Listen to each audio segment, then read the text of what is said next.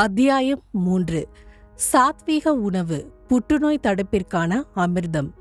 ஆயுர்வேதத்தில் சாத்வீக உணவு முறையே சிறந்த ஊட்டச்சத்து என கூறப்படுகிறது. சாத்வீக உணவு என்பது தூய்மையான, புதிய மற்றும் உயிர் சக்தியை அதிகரிக்கும் உணவாகும். இந்த உணவு முறை புற்றுநோயை தடுக்க உதவுகிறது. மேலும் இது மிகவும் பயனுள்ளது என அறிவியல் பூர்வமாக நிரூபிக்கப்பட்டுள்ளது. சாத்வீக கொள்கையை பின்பற்றுபவர்களில் புற்றுநோயால் மருத்துவமனையில் அனுமதிக்கப்படுபவர்களின் எண்ணிக்கை 55% குறைவாக இருப்பதாக ஆய்வுகள் காட்டுகின்றன. இந்த சாத்வீக உணவு முறையின் அடித்தளம் புதிய இயற்கை முறையில் விளைந்த காய்கறிகளாகும்.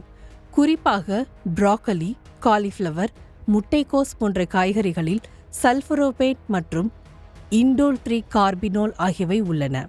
இவை புற்றுநோயை எதிர்த்து போராடும் திறன் கொண்டவை என நூற்றுக்கணக்கான ஆய்வுகள் நிரூபித்துள்ளன. இவற்றை அதிகமாக வேக வைக்காமல் லேசாக ஆவியில் வேக வைத்து சாப்பிடுவது சிறந்தது. பழுப்பு அரிசி, குயினோவா, பார்லி போன்ற முழு தானியங்கள் உடலுக்கு தொடர்ச்சியான ஆற்றலை வழங்குகின்றன. புதிய பழங்கள், குறிப்பாக பெர்ரி வகைகள், சக்தி வாய்ந்த ஆன்டி ஆக்சிடென்ட்டுகளை வழங்குகின்றன. அவை புற்றுநோய் அபாயத்தை 30 முதல் 50% வரை குறைக்கக்கூடும். பருப்பு வகைகள், கொட்டைகள், விதைகள் போன்ற தாவர அடிப்படையிலான புரதங்கள் உடலுக்கு அத்தியாவசிய அமினோ அமிலங்களை வழங்குகின்றன. இவை தவிர நம் சமையலறையில் உள்ள மசாலா பொருட்கள் உண்மையில் மருந்துகளாகும்.